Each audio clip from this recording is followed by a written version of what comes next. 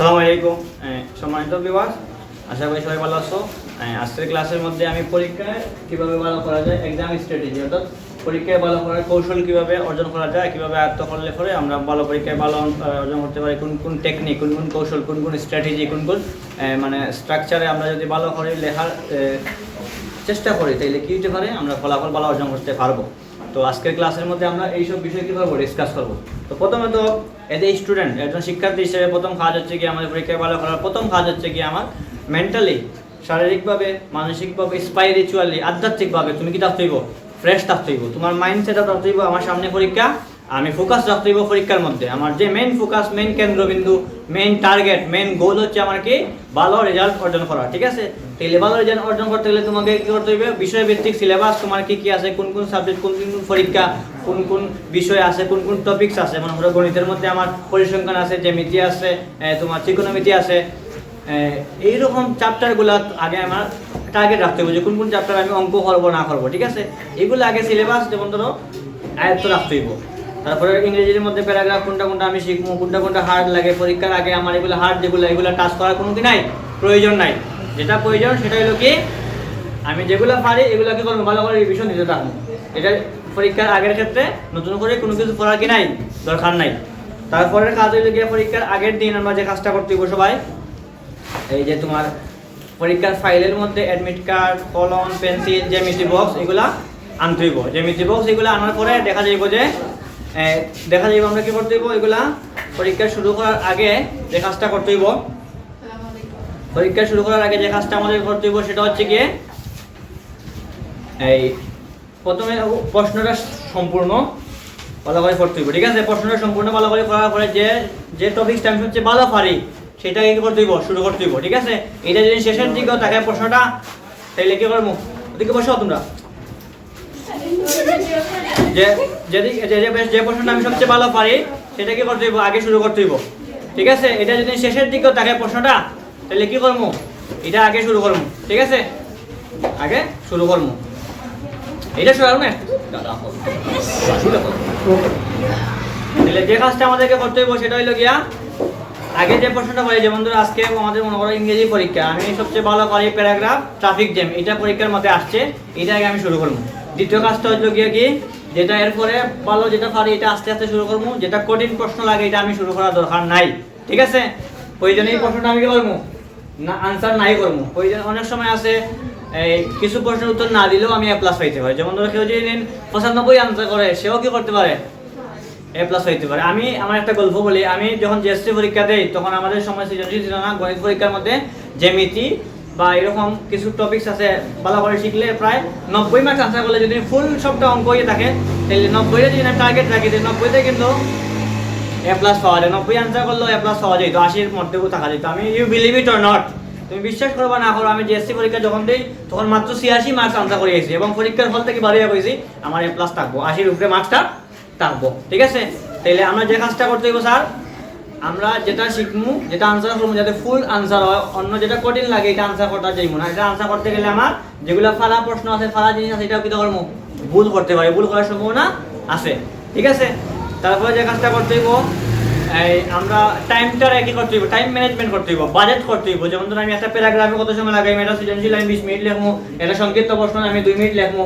ঠিক আছে, একটা ক নম্বরে আমি 2 মিনিট লাগাইবো, খ নম্বরে 4 মিনিট, গ নম্বরে 7 মিনিট, ঘ নম্বরে 10 মিনিট। এইভাবে যখন আমি টাইম সেট আপ করবো, তখন দেখা যাবে যে কি পরীক্ষার টাইম মতো আমি দিতে পারি। অনেক সময় আছে অনেক স্টুডেন্ট কি করে, দেখা যায় যে পরীক্ষা শেষ হয়ে গেছে, আল্লাহ হায় রে 10 মার্কস আমি সারিয়েছি, টেনশন আমার ব্রেনে কাজ করে না, ওরে বাপরে বাবা আমার 10 মার্কস সারিয়ে দিয়েছি, এই টেনশনে তার নেক্সট পরীক্ষা যে আছে এটাও খারাপ হয়ে যাবে, ভালো হইতো না। তাহলে বাবা আমি কি তখন দিব, পরীক্ষার মধ্যে একটা যদি হলের মধ্যে ঘড়ি না থাকে, ঘড়ি একটা প্রয়োজনে কিনবো, না থাকলে অন্য বন্ধুদের জিজ্ঞাসা যে বন্ধু কয়টা বাজছে, আমার একটা সৃজনশীল আমি 20 মিনিট রাখতে পারছি কিনা, বা পরীক্ষার হলের মধ্যে ঘড়ি থাকলে স্বাগতম, দেখা ওই জিজ্ঞাসার প্রশ্ন দেবো। ঠিক আছে, তাহলে এইভাবে টাইম ম্যানেজ করিয়া যখন করবো, বাজেট করিয়া যখন আমরা টাইম সেট আপ করবো, তখন সব আনসার করতে পারবো। বুঝতে পারছি? তারপরে কাজ দিলে গিয়ে সবসময় লেখাটা সুন্দর রাখতে হবে। অনেক সময় আছে দেখা অনেক স্টুডেন্টের শুরুতে লেখা থাকে এক সময়, একদিকে শেষে লেখা থাকে এই আরবি লেখে না, ফার্সি লেখে না, তেলেগু ভাষায় লেখে না, কেরালা ভাষায় লেখে, বোঝা যায় না। তাহলে এইসব ক্ষেত্রে কি করতে হইব, ডাবল স্পেস দিতে হবে। মনে করো তুমি একটা প্যারাগ্রাফ লেখো, ট্রাফিক জ্যাম, ঠিক আছে, তো ট্রাফিক জ্যাম প্যারাগ্রাফ লিখতেছো, তখন এটা মনে করো লেখাটা সুন্দর না, তখন কি করতে হবে? ডাবল স্পেস দিবা। ধরো শেষের দিকে লেখা স্পিড থাকে না, এরকম ডাবল স্পেস দিবা, এই কমন বলান ডাবল স্পেস দিবা, একটু বড় করে কি করবা স্পেসটা দিবা, তখন লেখার শব্দটা টিচার যে থাকবা তাই বুঝবা। ঠিক আছে? তুমি যদি তোমার লেখা যদি টিচার না বুঝে তাহলে তোমার মার্ক দিতা না। অনেক সময় আসলে টিচার আছে বিরক্ত হয়ে কি করবো, ফাড়ি লিখবো। তাহলে এই কাজটা তোমরা করবা না। যদি শেষের দিকে লেখাটা হিজিবিজি হয় তাহলে কি করবা, হিজিবিজি হইলে আমরা কি করবো, লেখাটা কি করবো, আমরা ডাবল স্পেস দিব। ডাবল স্পেস দিলে লেখা যাইব যে অনেক সময় কি হয় আমরা যে করতে পারবো, মানে লেখাটা স্যারে বুঝবা। লেখাটা যদি স্যারে বুঝে তাইলে আনসার যা করবো তা মার্ক স্যারে দিবা। কথা বুঝতে পারছি? তারপরে যে কাজটা করতে হইব, সব সময় চেষ্টা করতে হইব পুরা মার্কস আনসার করা, কোনো মার্কস হারিয়ে দেওয়া যাইতো না। যদি একটা মনে করো লাস্টে একটা রচনা আইছে, মনে করো বাংলার মধ্যে আইছে কি রচনা কাজী নজরুল ইসলাম, এখন তুমি এটা কিচ্ছু পারো না, এটা আনকমন। তুমি যদি শুরু করো লেখো, ভূমিকা তো তুমি জানো, প্রথমে ভূমিকা দেওয়া লাগে, শেষে কি দেওয়া লাগে, উপসংহার। তাহলে ভূমিকা দিয়ে শুরু করলা যে কাজী নজরুল ইসলাম একজন কবি এবং কিতা প্রাবন্ধিক বা লেখক ছিলেন। তিনি জন্মগ্রহণ করেন 24 পরগনা জেলার পশ্চিমবঙ্গের 24 পরগনা জেলা 1899 সালে। ওলান তুমি শুনো, তার ওনার ডাক নাম হচ্ছে দুঃখু মিয়া। তুই যে আসতে তুমি পারো, তুমি তো কাজী নজরুল ইসলাম অনেক কিছু জানি। তিনি একটা চাকরি করতেন একটা চায়ের দোকানে, পড়ালেখা সারিয়া দিয়ে একসময় তিনি পলাতক হিসেবে ছিলেন, বা ঘরের মধ্যে ফ্যামিলির মধ্যে সমস্যা ছিল, বা পড়ালেখা মানে ভালো লাগতো না। উনি পড়ালেখা ছেড়ে কোথায় গেছিলেন, একটা কেরানির চাকরি করতেন, 2 টাকা বেতনে। কয় টাকা বেতনে? ওই যে শুরু করলাম, ওই যে তুমি লেখলাই, ওই যে এক লাইন লেখলাই তুমি, কাজী নজরুল ইসলাম কবি এবং সাহিত্যিক ছিলেন, লেখক ছিলেন, প্রাবন্ধক ছিলেন, নাট্যকার, উপন্যাসিক ছিলেন। ওই যে লেখলাই, তোমার হয়তো 2 মার্কস পাওয়ার সম্ভাবনা আছে না নাই? এখন যদি তুমি সারিয়াই দেয় প্রশ্নটা, তাহলে কি মার্কস পাওয়ার সম্ভাবনা আসলো? কথা বুঝতে পারছি? তাহলে কি করতে হবে sir, always try to attempt the whole question answer. অর্থাৎ প্রশ্নের যত কোয়েশ্চেন আছে সব কোয়েশ্চেন আনসার করার অ্যাটেম্প থাকতে হইব, প্রচেষ্টা রাখতে হইব, তবেই কি সাকসেস। এখন সাকসেসের কয়টা শর্ত আছে? 3টা শর্ত। কয়টা শর্ত?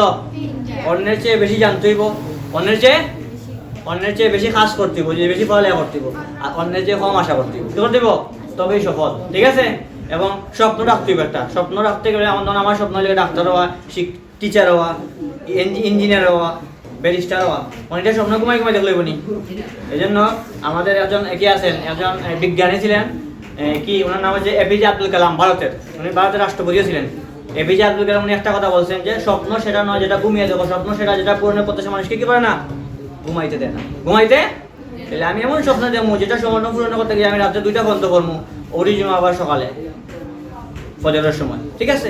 তখন আমার স্বপ্ন দেখাটা বাস্তব। ঘুমাইয়া দেখলা রাত্রে ঘুমা দেখছো, তুমি ডাক্তার হয়ে গেছো, সকালে দেখলা তুমি যেই লাও সেই করো, যেই তোমার নাম আসছিল সকিনা, সকালে উঠে তুমি সকিনাই রয়েছো, তুমি আর ডাক্তার সকিনা হইতে পারছো না। ঠিক আছে?